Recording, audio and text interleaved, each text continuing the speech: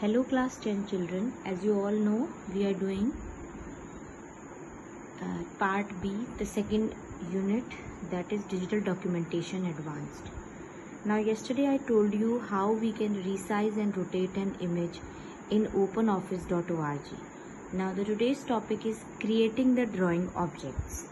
Now as you have done in MS Paint also, you used to get a drawing sheet with the various shapes which you can use in that. So similarly here, to begin using the drawing tools, first of all we will look at the drawing toolbar figure given in the video. So how will we get this drawing toolbar? We'll click on views, then toolbars, and then drawing. So in this toolbar, as you can see, I've made the shapes and numbered them. So each shape I'll be discussing. So number 1 is your select. So with this you can select your drawing. Number 2 is line. You can make any line in the document. Then number 3 is rectangle, if you want a rectangular shape. Then number 4 is ellipse, if you want any elliptical shape in your document. Number 5 is free form line. That means you can twist the line according to your need. Number 6 is text. You can even write the text. Then number 7 is callouts. Now what are callouts? You can write the text in between these shapes. Then number 8 is basic shapes, rhombus, parallelogram. So all these shapes you can get from here, number 8. Then number 9 is symbol shapes. If you want these smiley symbols or any symbol to be inserted in your drawing document. Then number 10 is block arrows. If you want to show any cycle, hydrological cycle, evaporation cycle, then you can use these block arrows. Even the input-output cycle in a computer can be shown by these block arrows. Then number 11 is the flow chart. If you want to represent anything in a flowchart form, then there is number 11 for that. Number 12 is again call out. Number 13 is star, if you want any star shape. Number 14 is points. You want scattered points in your drawing. Number 15 is font work gallery. That means you can take the picture from your computer. Number 16 is from file. You can take any shape from the file located in the computer. And number 17 is extrusion on or off. That means you have turned on that you can take files from external to this document, or you can turn it on or off. So this is about the drawing toolbar. Now in order to use it, how will you do?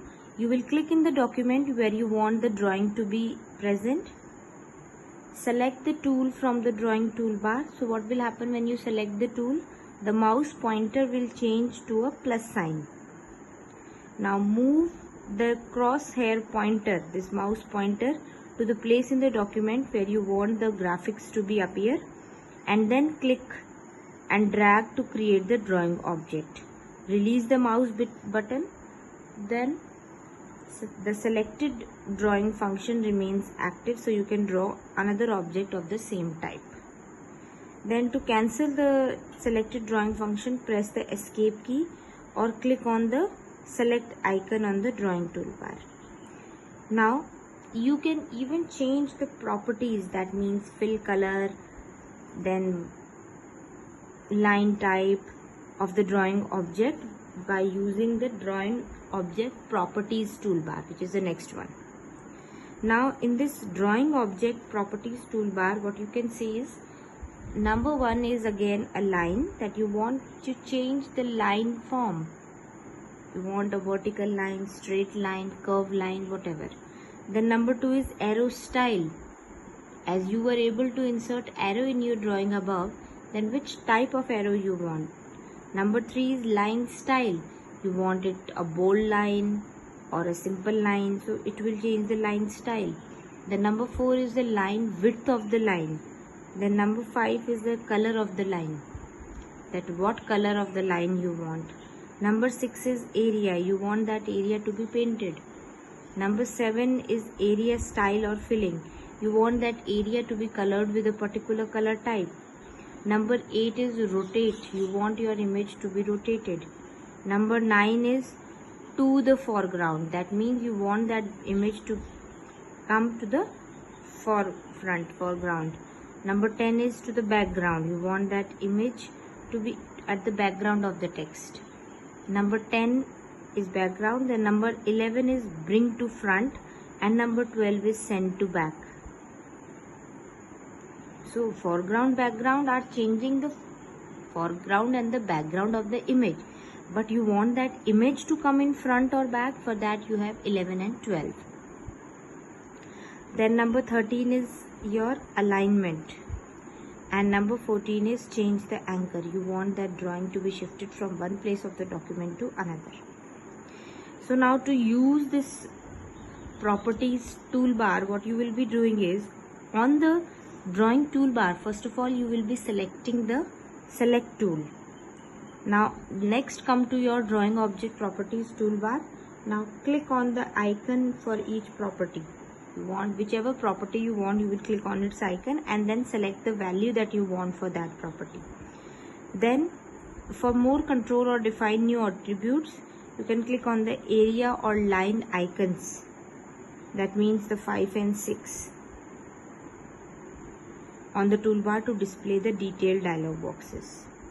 So this is about how you can insert a drawing toolbar.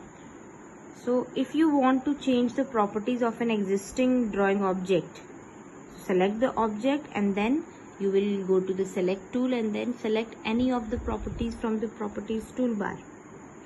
Now you can also specify the position, size, rotation properties of the drawing object. Right click on the drawing object and click on the position and size from the pop-up menu. So you can change the position and size of the image, and you can choose any properties as required. So this is about two things that we have studied today. One is your drawing toolbar and the next one is your drawing object properties toolbar. Notes I'll be sharing once this topic is complete of images. So that is all for today. Thank you and have a nice day.